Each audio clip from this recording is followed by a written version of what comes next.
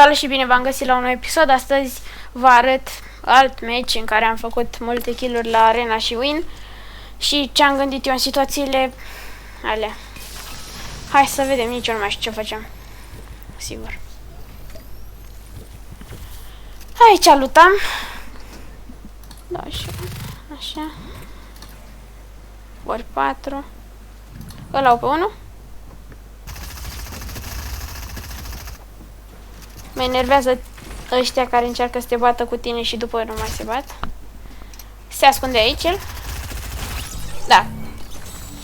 M-au panicat acolo, am zis gata, da, l-au omorât. Aici am luat shotgun, nu știu ce facem aici. M-am dus, primal shotgun.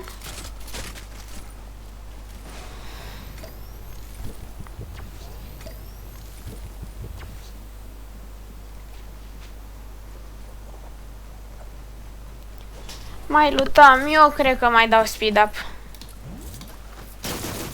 Ăsta e bossul, nu... Era să mor de la boss. Cine e? Da.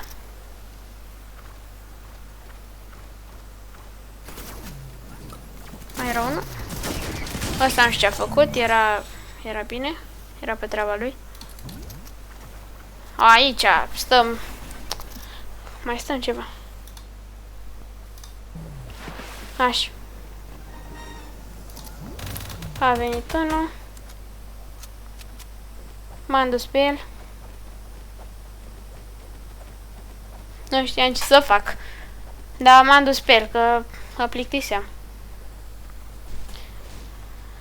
I-am luat peretele. Nu știu ce am făcut aici.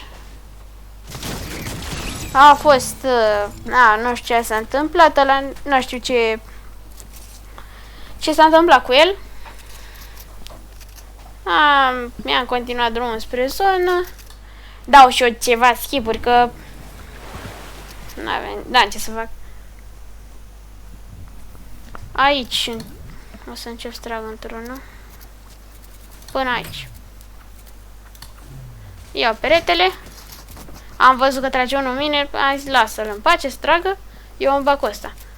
Un grel clasic, am zis să iau altul că nu era bun ăla, 105 mort. Următorul. Aici s-a întâmplat mult. I-am făcut box, 107, mort.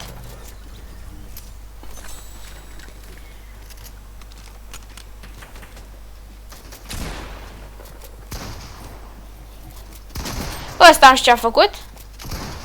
A intrat în boxul meu. I-am pus un perete ca să nu iasă. Mort. Aici am făcut 3 kill-uri. Easy. Toate. Nu știu ce au făcut ăștia. Au vrut și să dea clean up când eu aveam full viață. Mi-am continuat drumul înspre zonă. Imediat îl găsesc. O să vedeți cel mai bun player din meciul ăsta. L-am bătut. A fost, cred că, cel mai greu kill. Aici e. Bă, na. Era să mă bată chiar asta. Asta chiar era bun.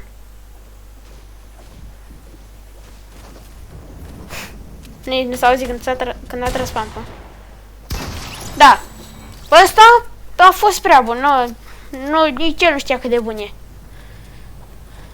Nici el nu și-a dat seama și nici nu încerca să fie așa bun. M-am dus înspre zonă. Încă o dată. Aici nici nu m-a împăsat tot așa de meci. Era unul aici, nici nu știam. Încă. Nu știam. Să vedeți! Alt player. Bun. Rău. M-am dus. Ia uite-l pe ăsta. Ce-a fost cu ăsta? Ce-a fost ăsta? Ce ăsta era la fel? Nici nu știa ce se întâmplă cu el de bun ce era. Mi-am dat un big. Așa, am mai tras într-unii, m-am dus pe el. Le-am văzut pe ăla. Am zis să las puțin pe ăla din spate ca să trec prin build-urile astea, că ăsta nu mă știa. Nu știu ce face el tunele pentru zona asta, că putea să dea rote și fără să facă tunele.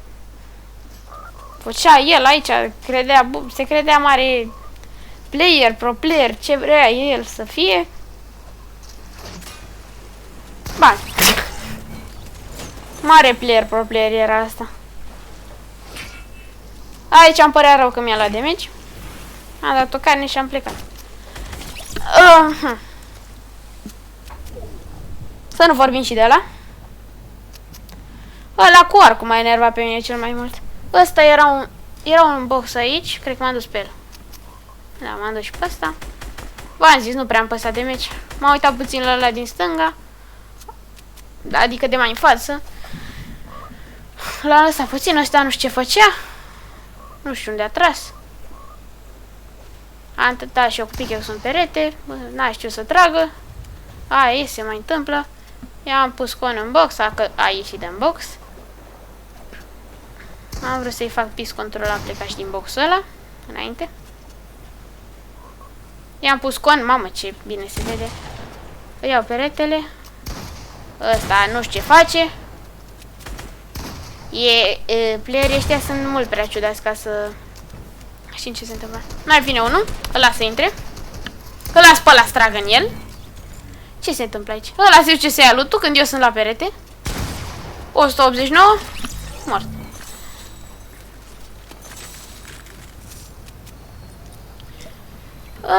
Mai duc eu. Mai e până la următoarele kill-uri, deci...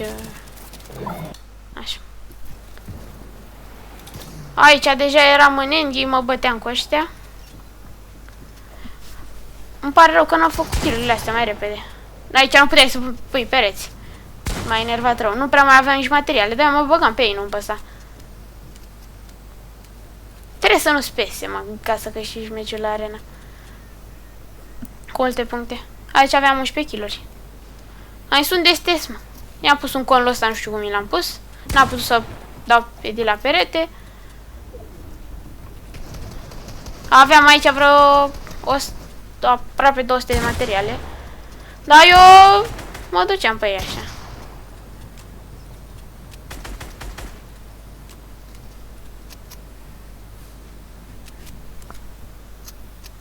Am zis să stau și eu un pic mai potolit, că aveam 100 viață și nu prea aveam materiale. Mai aveam aici vreo 100. Nu aveam 200, mai aveam vreo 300 acolo. 100, 100 și un pic. Hai să mai potoliște de puțin că nu-i bine. Dar eu tot asta făceam. Că mulți îmi păsa mie. Am tras și în ăsta puțin. Mai erau 2 playeri. Ăsta nu știu ce a făcut. Așa. Na, ce să zic. Aici am câștigat meciul. Da, un pic de episod mai scurt, că dacă stăteam să vă arăt un meciul, vă plictiseați. Sper că v-a plăcut. Dacă v-a plăcut, nu uitați să dați și voi click pe butonul ăla de like. Dacă mai vreți clipuri de la mine, dați și un subscribe și noi ne vom revedea data viitoare. Pa!